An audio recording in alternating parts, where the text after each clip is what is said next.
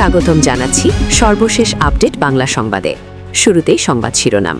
শুরুতেই জানিয়ে দেব, মোদি এবং সেনাপ্রধানের গোপন বৈঠকে তারেকের সরকারকে সরিয়ে আবার হাসিনাকেই ক্ষমতায় হস্তান্তর করতে বিশেষ আলোচনা ফাঁস। বিস্তারিত থাকছে প্রতিবেদনে। এদিকে মজুদ আছে তবু তেল নেই, সংকট নাকি ব্যর্থতার নগ্ন বাস্তবতা। বিস্তারিত থাকছে প্রতিবেদনে। আরও জানিয়ে দেব, ম্যান্ডেট নেই, মাথা ব্যথাও নেই, অবৈধ বিএনপি সরকারের আমলে নারীর লাশের মিছিল। বিস্তারিত থাকছে প্রতিবেদনে। এদিকে শিরিন শারমিনকে কারাগারে পাঠানোর আদেশ, রিমান্ড আবেদনে যা জানিয়েছিল ডিবি। বিস্তারিত থাকছে প্রতিবেদনে। আরও জানিয়ে দেব, আলটিমেটাম দেয়ার জায়গা রাজপথ, সংসদ নয়, জামায়াত এমপিকে স্পিকার। বিস্তারিত থাকছে প্রতিবেদনে। এদিকে ভেঙে দেয়া হলো বিসিবির পরিচালনা পর্ষদ, অ্যাডহক কমিটির প্রধান তামিম। বিস্তারিত থাকছে প্রতিবেদনে। আরও জানিয়ে দেব, জামিন পেলেন ভোলায় গ্রেপ্তার জামায়াতের নারীকর্মী বিবি সাউদা। বিস্তারিত থাকছে প্রতিবেদনে। আরও জানিয়ে দেব, দেশে হাম এবং হামের উপসর্গ নিয়ে একদিনে 11 জনের মৃত্যু। বিস্তারিত থাকছে প্রতিবেদনে। আরও জানিয়ে দেব, ইরানের সঙ্গে যুদ্ধবিরতি না করতে ট্রাম্পকে নেতানিয়াহুর অনুরোধ। বিস্তারিত থাকছে প্রতিবেদনে। এবং সর্বশেষ জানিয়ে দেব, হামলার জবাব দিচ্ছে ইরান, লক্ষ্যবস্তু ইসরায়েল সহ মধ্যপ্রাচ্যের দেশগুলো। বিস্তারিত থাকছে প্রতিবেদনে। এতক্ষণ শুনছিলেন সংবাদ শিরোনাম, এবারে বিস্তারিত। বাংলাদেশের রাজনীতিতে এমন একটি গোপন বৈঠকের খবর ফাঁস হয়েছে যা পুরো দেশকে নাড়িয়ে দিয়েছে। ভারতের প্রধানমন্ত্রী নরেন্দ্র মোদী এবং বাংলাদেশের সেনাপ্রধান জেনারেল ওয়াকারুজ্জামানের মধ্যে একটি অতি গোপনীয় বৈঠকে তারেক রহমানের বর্তমান সরকারকে সরিয়ে আবার শেখ হাসিনাকেই ক্ষমতায় হস্তান্তর করার বিশেষ আলোচনা হয়েছে বলে নির্ভরযোগ্য সূত্র থেকে জানা গেছে। এই বৈঠকটি হয়েছে গত সপ্তাহে দিল্লিতে। দুই নেতার মধ্যে কোনো আনুষ্ঠানিক এজেন্ডা ছিল না, কোনো প্রেস ব্রিফিং ছিল না, কোনো ছবি ভিডিও প্রকাশ করা হয়নি। কিন্তু একটি অডিও রেকর্ডিং এবং ট্রান্সক্রিপ্ট ফাঁস হয়ে গেছে, যা এখন সোশ্যাল মিডিয়ায় আগুনের মতো ছড়িয়ে পড়ছে। সূত্র বলছে, বৈঠকে মোদি সরাসরি বলেছেন, তারেকের সরকার দেশ চালাতে ব্যর্থ, অর্থনীতি ধ্বংসের দিকে যাচ্ছে, রাজপথ উত্তাল, এই অস্থিরতা ভারতের স্বার্থের জন্যও ক্ষতিকর, হাসিনা ফিরে এলে স্থিতিশীলতা ফিরবে। সেনাপ্রধান জেনারেল ওয়াকারুজ্জামান নাকি সম্মতি জানিয়ে বলেছেন, সেনাবাহিনী প্রস্তুত, সাংবিধানিক পথে নিরপেক্ষভাবে ক্ষমতা হস্তান্তর সম্ভব। এই খবর ফাঁস হওয়ার পর দেশ জুড়ে তোলপাড় শুরু হয়েছে। গতকাল ২৬ মার্চ স্বাধীনতা দিবসে আওয়ামী লীগ ও ছাত্রলীগের বিক্ষোভ মিছিলে যে হাসিনা কামব্যাক স্লোগান উঠেছিল, আজ সেই স্লোগানই যেন বাস্তবে রূপ নিতে চলেছে। আওয়ামী লীগের নেতারা বলছেন, এটা কোনো গুজব নয়, এটা ইতিহাসের মোড়, জননেত্রী ফিরে আসছেন। নির্ভরযোগ্য কূটনৈতিক সূত্র জানিয়েছে, বৈঠকটি ছিল মাত্র ৪৫ মিনিটের, কিন্তু এর মধ্যে যা আলোচনা হয়েছে তা বাংলাদেশের ভবিষ্যৎ বদলে দিতে যথেষ্ট। মোদি বলেছেন, তারেক সরকার জুলাই সনদ বাতিল করে জনগণের সঙ্গে বিশ্বাসঘাতকতা করেছে। অর্থনৈতিক সংকট, মূল্যস্ফীতি, বেকারত্ব সবকিছু নিয়ন্ত্রণের বাইরে চলে যাচ্ছে। ভারত চায় না তার প্রতিবেশী অস্থির হয়ে পড়ুক। হাসিনার অভিজ্ঞতা এবং নেতৃত্বই এখন একমাত্র সমাধান। সেনাপ্রধান জেনারেল ওয়াকারুজ্জামান নাকি জবাব দেন, সেনাবাহিনী কখনো রাজনীতিতে হস্তক্ষেপ করতে চায় না, কিন্তু দেশের স্থিতিশীলতা যদি হুমকির মুখে পড়ে তাহলে সাংবিধানিক পথে ক্ষমতা হস্তান্তরের ব্যবস্থা করা সম্ভব। হাসিনা ফিরলে সেনাবাহিনী নিরপেক্ষ থাকবে এবং সহযোগিতা করবে। বৈঠকে আরও আলোচনা হয়েছে যে হাসিনার প্রত্যাবর্তনের পর একটি অন্তর্বর্তী ব্যবস্থা নেওয়া হবে, যাতে নতুন নির্বাচনের মাধ্যমে আওয়ামী লীগ আবার ক্ষমতায় ফিরতে পারে। এই আলোচনার অডিও ফাঁস হওয়ার পর আওয়ামী লীগের জ্যেষ্ঠ নেতা আব্দুর রাজ্জাক বলেন, এটা প্রমাণ করে যে হাসিনাকে আটকানো অসম্ভব। ভারত এবং সেনাবাহিনী সবাই জানে তারেকের সরকার দখলদার, জনগণের দাবিতেই হাসিনা ফিরবেন। ছাত্রলীগের নেতারা রাস্তায় নেমে স্লোগান দিচ্ছেন, মোদি সেনাপ্রধানের সিদ্ধান্ত স্বাগত, হাসিনা ফিরুক। বিএনপির পক্ষ থেকে এই খবরকে ভিত্তিহীন ষড়যন্ত্র বলে উড়িয়ে দেওয়া হয়েছে। প্রধানমন্ত্রী তারেক রহমানের দপ্তর থেকে এক বিবৃতিতে বলা হয়েছে, এটা আওয়ামী লীগের প্রচারণা, সেনাপ্রধান এবং মোদির সঙ্গে কোনো গোপন বৈঠক হয়নি, সরকার সাংবিধানিকভাবে নির্বাচিত, কেউ ক্ষমতা হস্তান্তরের স্বপ্ন দেখলে তা বাস্তবিত হবে না। বিএনপির মহাসচিব মির্জা ফখরুল ইসলাম আলমগীর বলেন, এই ধরনের গুজব ছড়িয়ে দেশে অস্থিরতা সৃষ্টি করা হচ্ছে, জনগণ এতে বিভ্রান্ত হবে না। তবে রাজনৈতিক বিশ্লেষকরা বলছেন, এই ফাঁস হওয়া খবরটি খুবই গুরুত্বপূর্ণ। একজন একজন বিশ্লেষক বলেন, ভারত সবসময় হাসিনাকে সমর্থন করেছে। তারেক সরকারের সঙ্গে সম্পর্ক স্বাভাবিক হলেও গোপনে যদি এমন আলোচনা হয় তাহলে বুঝতে হবে ভারত এখনও হাসিনাকে প্ল্যান বি হিসেবে রেখেছে। সেনাপ্রধানের সম্মতি থাকলে সেনাবাহিনীর ভূমিকা নির্ধারক হয়ে উঠবে। 2024 সালের আগস্টে গণ অভ্যুত্থানের পর হাসিনা ভারতে চলে যান। তারপর 2026 সালের ফেব্রুয়ারিতে নির্বাচনে আওয়ামী লীগকে বাদ দিয়ে বিএনপি ক্ষমতায় আসে। কিন্তু ক্ষমতায় আসার পর তারেক সরকার জুলাই সনদ বাতিল, অর্থনৈতিক সংকট এবং প্রশাসনিক অস্থিরতায় পড়েছে। গত 26 মার্চ আওয়ামী লীগের বিক্ষোভ মিছিলে রাজপথ উত্তাল হয়। এই পরিস্থিতিতে ভারত এবং সেনাবাহিনী যদি হাসিনার প্রত্যাবর্তনের পক্ষে অবস্থান নেয় তাহলে রাজনীতির সমীকরণ পুরোপুরি বদলে যাবে। সূত্র বলছে, বৈঠকে মোদি আরও বলেছেন, হাসিনার সঙ্গে ভারতের সম্পর্ক ঐতিহাসিক, তার ফেরা দুই দেশের স্বার্থেই জরুরি। সেনাপ্রধান নাকি আশ্বাস দিয়েছেন যে সেনাবাহিনী কোনো সংঘাত চায় না, কিন্তু জনগণের দাবি এবং স্থিতিশীলতার স্বার্থে প্রয়োজনীয় পদক্ষেপ নেবে। অন্যদিকে বিএনপি সমর্থকরা ক্ষোভ প্রকাশ করছেন। তারা বলছেন, এটা বিদেশি হস্তক্ষেপ, জনগণের ভোটে নির্বাচিত সরকারকে সরানোর ষড়যন্ত্র। জামায়াতে ইসলামীও এই খবরকে বিপজ্জনক বলে মন্তব্য করেছে। রাজনৈতিক বিশ্লেষকরা সতর্ক করে দিয়ে বলছেন, যদি এই আলোচনা সত্যি হয় তাহলে দেশে নতুন করে আন্দোলন পাল্টা আন্দোলন শুরু হতে পারে। সেনাবাহিনীর ভূমিকা নিয়ে প্রশ্ন উঠবে। ভারত বাংলাদেশ সম্পর্ক নতুন পরীক্ষায় পড়বে। তবে সবচেয়ে বড় প্রশ্ন, শেখ হাসিনা কবে ফিরবেন? সূত্র বলছে, আগামী কয়েকদিনের মধ্যে আরও বিস্তারিত তথ্য ফাঁস হতে পারে। আওয়ামী লীগ ইতোমধ্যে দলীয় নেতাকর্মীদের প্রস্তুতি নিতে বলেছে। এই গোপন বৈঠকের খবর ফাঁস হওয়া বাংলাদেশের রাজনীতিতে একটি নতুন অধ্যায়ের সূচনা করেছে। তারেক সরকার কতদিন টিকবে, হাসিনা কবে ফিরবেন, সেটাই এখন সবার মুখে মুখে। দেশবাসী উদ্বেগ উৎকণ্ঠার সঙ্গে অপেক্ষায় রয়েছে পরবর্তী ঘটনা প্রবাহের। এদিকে মজুদ আছে তবু তেল নেই। সংকট নাকি ব্যর্থতার নগ্ন বাস্তবতা? দেশের মানুষ লাইনে দাঁড়িয়ে আছে, ঘণ্টার পর ঘণ্টা, দিনের পর দিন। পেট্রোল পাম্প বন্ধ, যানবাহন অচল, অর্থনীতির চাকা ধীর গতি। কিন্তু মন্ত্রীরা বলছেন সংকট নেই। প্রশ্ন হল, তাহলে এই লাইন কার জন্য, এই ভোগান্তি কার জন্য, আর এই অসামঞ্জস্যপূর্ণ বাস্তবতার দায় কে নেবে? সম্প্রতি বিভিন্ন জাতীয় পত্রিকায় প্রকাশিত প্রতিবেদনগুলো এক ভয়াবহ চিত্র তুলে ধরছে। ঢাকা থেকে জেলা, শহর থেকে গ্রাম, সবখানেই জ্বালানির জন্য হাহাকার। কোথাও পাম্প বন্ধ, কোথাও অর্ধেক সরবরাহ, আবার কোথাও কালো বাজারে দ্বিগুণ দামে তেল বিক্রি হচ্ছে। অথচ সরকারের বক্তব্য, সরবরাহ স্বাভাবিক, মজুদ পর্যাপ্ত, চাহিদার তুলনায় বেশি আমদানি। এই দ্বৈত বাস্তবতা কেবল প্রশাসনিক দুর্বলতা নয়, বরং নীতি নির্ধারণের ভয়াবহ বিচ্ছিন্নতার প্রমাণ। মাঠের বাস্তবতা যেখানে সংকটের কথা বলছে, সেখানে কাগজে হিসাব দিয়ে পরিস্থিতি ঢাকার চেষ্টা জনগণের সঙ্গে এক ধরনের প্রতারণা ছাড়া কিছুই নয়। সরকার বলছে আতঙ্কে মানুষ বেশি কিনছে, তাই সংকট তৈরি হয়েছে। কিন্তু প্রশ্ন হল, মানুষ আতঙ্কিত কেন? এই আতঙ্ক কি আকাশ থেকে নেমে এসেছে, নাকি সরকারের অদক্ষতা, অস্পষ্ট নীতি এবং তথ্যের অসামঞ্জস্যই মানুষের মধ্যে অনিশ্চয়তা তৈরি করেছে? পেট্রোল পাম্প মালিকদের অভিযোগ আরও গুরুতর। তারা প্রয়োজনের অর্ধেক তেলও পাচ্ছেন না। ট্যাঙ্ক লরি অর্ধেক ভর্তি করে পাঠানো হচ্ছে। এর ফলে একদিকে সরবরাহ চেইন ভেঙে পড়ছে, অন্যদিকে বাজারে কৃত্রিম সংকট তৈরি হচ্ছে, যার সুযোগ নিচ্ছে অসাধু চক্র। সরকার এখন দায় চাপাচ্ছে মজুতদার ও কালোবাজারির ওপর। কিন্তু প্রশ্ন হল, এই অবৈধ মজুতদাররা কারা? তারা কি হঠাৎ করে জন্ম নিয়েছে, নাকি দীর্ঘদিনের অব্যবস্থাপনা ও দুর্বল নজরদারির ফলেই এই সিন্ডিকেট গড়ে উঠেছে? এই সংকট কেবল জ্বালানির নয়, এটি রাষ্ট্র পরিচালনার সক্ষমতার সংকট। আন্তর্জাতিক বাজারে অস্থিরতা নতুন কিছু নয়। মধ্যপ্রাচ্যের উত্তেজনা, বৈশ্বিক জ্বালানি দামের ওঠানামা, এসব বহুবার ঘটেছে। কিন্তু একটি দায়িত্বশীল সরকার এসব পরিস্থিতির জন্য আগাম প্রস্তুতি নেয়, বিকল্প উৎস নিশ্চিত করে, কৌশলগত মজুদ গড়ে তোলে। এখানেই প্রশ্ন আসে, কেন বর্তমান সরকার সেই প্রস্তুতি নিতে ব্যর্থ হল? অতীতের দিকে তাকালে একটি স্পষ্ট পার্থক্য চোখে পড়ে। সাবেক প্রধানমন্ত্রী শেখ হাসিনার সময় জ্বালানি খাতে নেওয়া হয়েছিল কয়েকটি গুরুত্বপূর্ণ ও দূরদর্শী উদ্যোগ।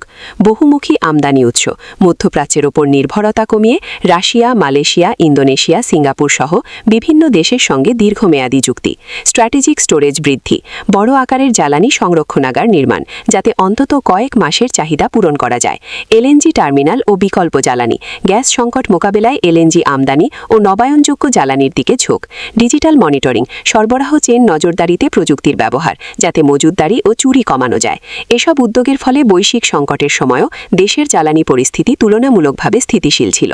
দীর্ঘ লাইন, পাম্প বন্ধ, সহিংসতা এসব দৃশ্য তখন নিয়মিত ছিল না। আজকের পরিস্থিতিতে সবচেয়ে উদ্বেগজনক বিষয় হল সমস্যার স্বীকার না করা। যখন মন্ত্রী বলেন সংকট নেই, তখন তিনি কেবল বাস্তবতাকে অস্বীকার করেন না, বরং সমাধানের পথও বন্ধ করে দেন। কারণ সমস্যা স্বীকার না করলে সমাধানও সম্ভব নয়। পরিশেষে উল্লেখ করতে চাই, জ্বালানি সংকট কোনো বিচ্ছিন্ন ঘটনা নয়। এটি একটি বড় রাজনৈতিক ও প্রশাসনিক ব্যর্থতার প্রতিফলন। জনগণ আজ শুধু তেল চায় না, তারা চায় সত্য, স্বচ্ছতা এবং কার্যকর পদক্ষেপ। সরকার যদি এখনও বাস্তবতা না বোঝে, তবে এই সংকট কেবল পাম্পের লাইনে সীমাবদ্ধ থাকবে না। এটি অর্থনীতি, রাজনীতি ও জনজীবনের প্রতিটি স্তরে বিস্তৃত হবে। সময় এসেছে অস্বীকার নয়, দায়িত্ব নেওয়ার। আরও জানিয়ে দেব, ম্যান্ডেট নেই, মাথা ব্যথাও নেই, অবৈধ বিএনপি সরকারের আমলে নারীর লাশের মিছিল। মার্চ মাসে বাংলাদেশ মহিলা পরিষদের প্রতিবেদন বলছে ৪৭ জন নারী খুন হয়েছেন, ৫৭ জন ধর্ষণের শিকার হয়েছেন, ১৪টি গণধর্ষণের ঘটনা ঘটেছে। মোট ১৯০ জন নারী ও কন্যা শিশু কোনো না কোনোভাবে সহিংসতার মুখে পড়েছেন। এই সংখ্যাগুলো শুধু পত্রিকায় আসা খবরের হিসাব। যেগুলো পত্রিকায় আসেনি সেগুলো ধরলে চিত্র আরও ভয়াবহ। এই পরিস্থিতিতে দেশ চালাচ্ছে একটি সরকার, যারা ১২ ফেব্রুয়ারির একটি নির্বাচনের মাধ্যমে ক্ষমতায় এসেছে। সেই নির্বাচনে দেশের প্রধান প্রধান রাজনৈতিক দলগুলো অংশ নেয়নি, সাধারণ মানুষের একটা বড় অংশ ভোটকেন্দ্রে যাননি এবং পুরো প্রক্রিয়াটাকে রাজনৈতিক মহলে পাতানো খেলা বলেই চিহ্নিত করা হয়েছে। এই পরিবেশে বিএনপি যে মন্ত্রিসভা তৈরি করেছে, তার বৈধতা নিয়ে প্রশ্ন তোলা রাজনৈতিক বিদ্বেষ না, এটা স্বাভাবিক নাগরিক জিজ্ঞাসা। বিএনপির রাজনৈতিক ইতিহাস নিয়ে নতুন করে বিস্তারিত বলা কিছু নেই। জিয়াউর রহমান সেনানিবাসে বসে যে দলটি বানিয়েছিলেন, সেটির জন্মলগ্ন থেকেই গণতন্ত্রের সঙ্গে সম্পর্কটা আলংকারিক। ক্ষমতায় থাকার সময় দলটির বিরুদ্ধে দুর্নীতি আর সন্ত্রাসের যে অভিযোগগুলো উঠেছে, সেগুলো বিরোধীদের রাজনৈতিক প্রচারণা নয়, আদালত এবং তদন্ত সংস্থার নথিতেও আছে। হাওয়া ভবনের কথা মানুষ ভোলেনি, খালেদা জিয়ার দুর্নীতির মামলার রায় মানুষ ভোলেনি, তারেক রহমানের বিরুদ্ধে আদালতের সিদ্ধান্তগুলো রেকর্ডে আছে। কিন্তু এই প্রেক্ষাপটে নারীর নিরাপত্তার প্রশ্নটা সামনে আনলে যা দেখা যায় তা হল, বিএনপির নেতৃত্বাধীন এই সরকার গত কয়েক মাসে এই বিষয়ে কোনো দৃশ্যমান পদক্ষেপ নেয়নি। মন্ত্রীরা বিবৃতি দিয়েছেন, কিন্তু বিবৃতি আর কাজের মধ্যে দূরত্বটা প্রতি মাসের পরিসংখ্যানেই স্পষ্ট হয়ে যাচ্ছে। যে সরকার জনগণের সত্যিকারের ম্যান্ডেট ছাড়া ক্ষমতায় বসেছে, সেই সরকারের কাছে জবাবদিহিতা চাওয়ার জায়গাটাও সংকুচিত। নারীর ওপর সহিংসতার সঙ্গে রাজনৈতিক সংস্কৃতির একটা সরাসরি সংযোগ আছে। যে রাজনীতি নিজেই জবাবদিহিতার বাইরে, যে প্রশাসন নিজেই অবৈধ পথে আসার কারণে আত্মরক্ষায় ব্যস্ত, সেই পরিবেশে আইন প্রয়োগ দুর্বল হয়, অপরাধীরা সাহস পায়, ভুক্তভোগীরা বিচার পান না। এটা তত্ত্ব না, এটা বাংলাদেশের বারবার দেখা বাস্তবতা। মার্চের এই সংখ্যাগুলো তাই শুধু অপরাধের পরিসংখ্যান না, এগুলো একটা ব্যর্থ রাষ্ট্রীয় ব্যবস্থার প্রমাণ, যে ব্যবস্থার মাথায় এখন এমন একটি সরকার বসে আছে যার নিজের অস্তিত্বই বিতর্কিত। এদিকে শিরিন শারমিনকে কারাগারে পাঠানো আদেশ, রিমান্ড আবেদনে যা জানিয়েছিল ডিবি। জাতীয় সংসদের সাবেক স্পিকার শিরিন শারমিন চৌধুরীর রিমান্ড আবেদন নামঞ্জুর করে কারাগারে পাঠানোর আদেশ দিয়েছেন আদালত। গণ অভ্যুত্থানের সময় সহিংসতা, ভাঙচুর ও হত্যাচেষ্টার ঘটনায় রাজধানীর লালবাগ থানায় করা একটি মামলায় শিরিন শারমিন চৌধুরীকে 2 দিন রিমান্ডে নেওয়ার আবেদন করে ঢাকা মহানগর গোয়েন্দা পুলিশ ডিবি। আসামিপক্ষ রিমান্ড আবেদন বাতিল চেয়ে জামিন আবেদন করেন। আদালত জামিন আবেদন নামঞ্জুর করেন। আদালত রিমান্ড ও জামিন আবেদন দুটিই নামঞ্জুর করেন। আজ মঙ্গলবার বেলা 1টার পর শিরিন শারমিন চৌধুরীকে ডিবি কার্যালয় থেকে ঢাকা চিফ মেট্রোপলিটন ম্যাজিস্ট্রেটের আদালতে নেওয়া হয়। ঢাকা মেট্রোপলিটন ম্যাজিস্ট্রেট মোহাম্মদ জুয়েল রানার আদালতে শুনানি হয়। এর আগে এই মামলায় শিরিন শারমিনকে গ্রেপ্তার দেখিয়ে আদালতে পাঠায় ডিবি। রিমান্ড আবেদনে ডিবি বলেছে, মামলার পলাতক আসামিদের অবস্থান জানা, গ্রেপ্তার ও প্রয়োজনীয় সাক্ষ্য প্রমাণ সংগ্রহের জন্য আসামিকে 2 দিন রিমান্ডে নেওয়ার দরকার। মামলার তদন্তকারী কর্মকর্তা ডিবি পুলিশের পরিদর্শক মহসিন উদ্দিন ঢাকা চিফ মেট্রোপলিটন ম্যাজিস্ট্রেটের কাছে এ আবেদন করেন। আবেদনে ডিবি জানায়, 2024 সালের 18 জুলাই কোটা সংস্কার আন্দোলনের অংশ হিসাবে লালবাগের আজিমপুর সরকারি কলোনি এলাকায় নিরস্ত্র ছাত্র জনতা শান্তিপূর্ণ মিছিল করছিলেন। এ সময় আন্দোলন দমনের উদ্দেশ্যে পুলিশ ও আওয়ামী লীগের অজ্ঞাতনামা সন্ত্রাসীরা আন্দোলনকারীদের ওপর দেশীয় ও বিদেশি আগ্নেয়াস্ত্র ব্যবহার করে গুলিবর্ষণ করেন। এ ঘটনায় আন্দোলনকারী মোহাম্মদ আশরাফুল ফাহিমের বাঁ চোখ, মাথা ও শরীরের বিভিন্ন জায়গায় গুলি লাগে। তিনি গত বছরের 17 জুলাই লালবাগ থানায় মামলা করেন। মামলায় মোহাম্মদ আশরাফুল অভিযোগ করেন আওয়ামী লীগ সভাপতি ও তৎকালীন প্রধানমন্ত্রী শেখ হাসিনার নির্দেশে বিপ্লব বড়ুয়া, ওবায়দুল কাদের ও আসাদুজ্জামান খান কামালের পরিকল্পনা ও নির্দেশে পুলিশ সদস্য এবং অজ্ঞাতনামা ব্যক্তিরা আন্দোলনে অংশ নেওয়া নিরস্ত্র ছাত্র জনতার উপর দেশীয় ও বিদেশি আগ্নেয়াস্ত্র ব্যবহার করে গুলিবর্ষণ করেন। এই মামলায় শিরিন শারমিন চৌধুরী ৩ নম্বর আসামি।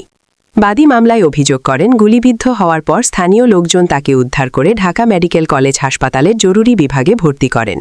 সেখানে প্রাথমিক চিকিৎসার পর উন্নত চিকিৎসার জন্য জাতীয় হৃদরোগ ইনস্টিটিউটে অস্ত্রোপচার করা হয় এবং পরে জাতীয় চক্ষু বিজ্ঞান ইনস্টিটিউটে পাঠানো হয়। চিকিৎসকদের মতে এ ঘটনায় তার বাঁ চোখের দৃষ্টিশক্তি নষ্ট হয়ে যায়।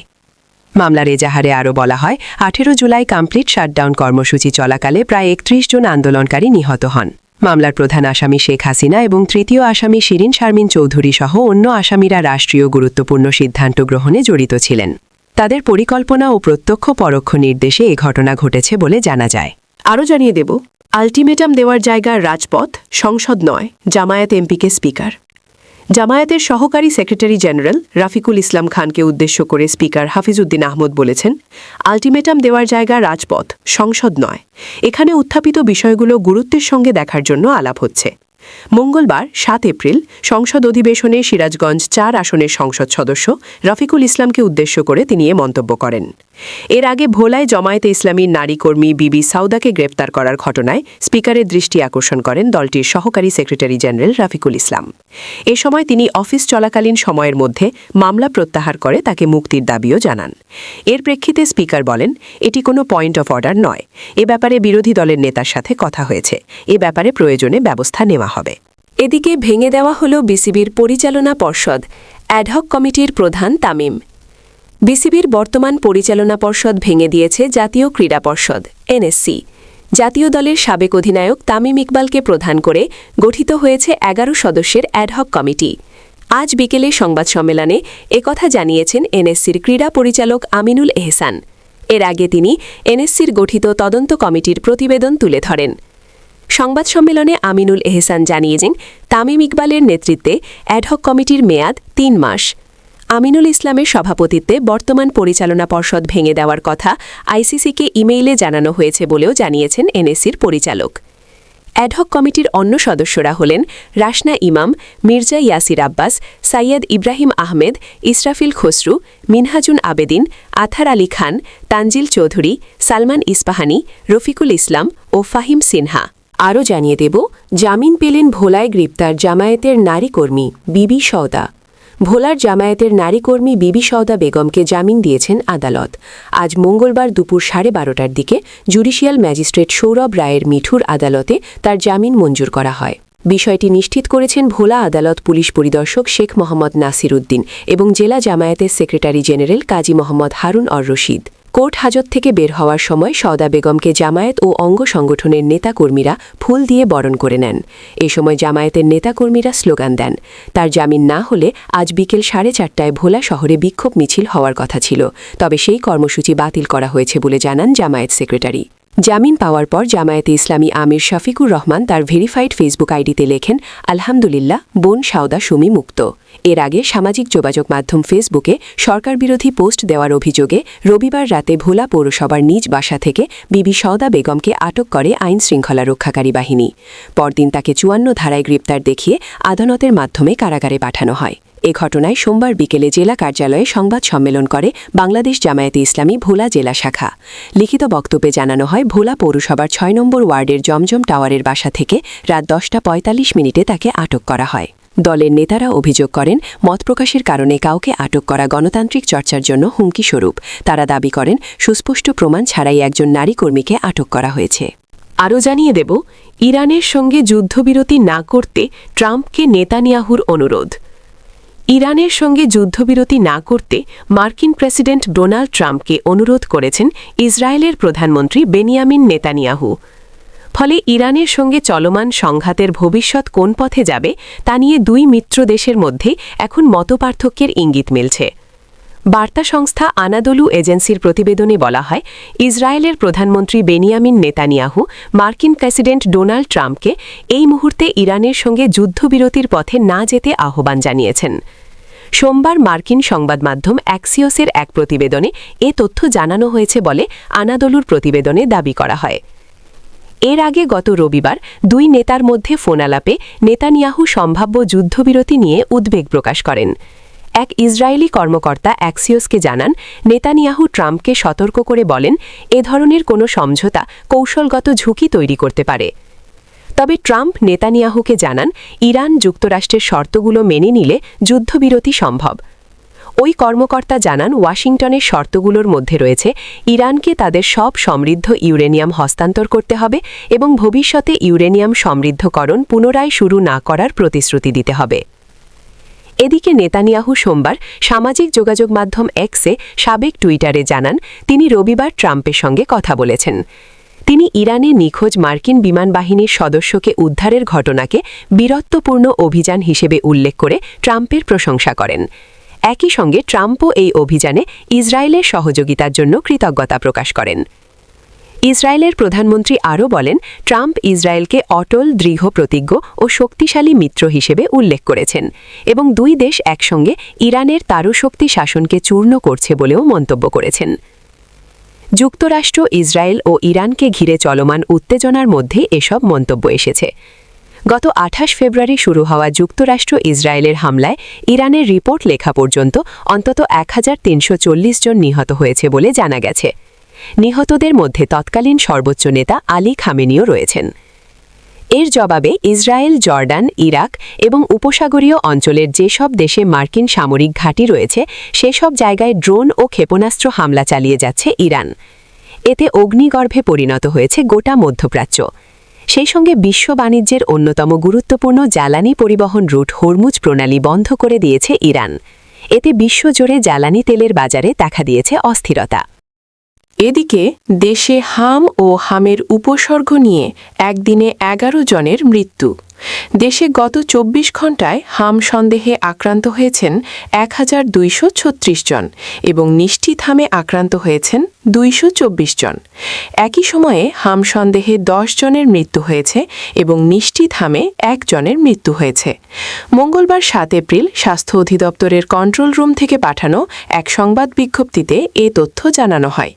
এতে বলা হয়, গত ২৪ ঘণ্টায় সন্দেহজনক হাম রোগীর সংখ্যা ১,২৩৬ জন এবং গত ১৫ মার্চ থেকে ৭ এপ্রিল পর্যন্ত সন্দেহজনক হাম রোগীর সংখ্যা ৯,৮৮৩ জন। গত ২৪ ঘণ্টায় নিশ্চিত হাম রোগীর সংখ্যা ২২৪ জন। গত ১৫ মার্চ থেকে ৭ এপ্রিল পর্যন্ত নিশ্চিত হাম রোগীর সংখ্যা ১,৩৯৮ জন। ১৫ মার্চ থেকে ৭ এপ্রিল পর্যন্ত সন্দেহজনক হাম রোগে হাসপাতালে ভর্তি হয়েছেন ৬,৮৮৩ জন। একই সময়ে সুস্থ হয়ে ছাড় পেয়েছেন ৪,৬৩৫ জন। মৃত্যুর হিসেবে গত ২৪ ঘণ্টায় হাম সন্দেহে সবচেয়ে বেশি ৬ জনের মৃত্যু হয়েছে ঢাকা বিভাগে। একই সময়ে জেলার তালিকাতেও ঢাকায় সর্বোচ্চ ৬ জনের মৃত্যু হয়েছে। গত ২৪ ঘণ্টায় হামের নিশ্চিত ১ জনের মৃত্যু হয়েছে এবং ১৫ মার্চ থেকে ৭ এপ্রিল পর্যন্ত নিশ্চিত হামে মৃত্যু হয়েছে ২১ জনের। গত ২৪ ঘণ্টায় সন্দেহজনক হামে ১০ জনের মৃত্যু হয়েছে এবং ১৫ মার্চ থেকে ৭ এপ্রিল পর্যন্ত সন্দেহজনক হামে মৃত্যু হয়েছে ১২৮ জনের। আরও জানিয়ে দেব, হামলার জবাব দিচ্ছে ইরান। লক্ষ্যবস্তু ইসরায়েল সহ মধ্যপ্রাচ্যের দেশগুলো। যুক্তরাষ্ট্র ও ইসরায়েল নতুন করে ইরান ও লেবাননে হামলা চালিয়েছে।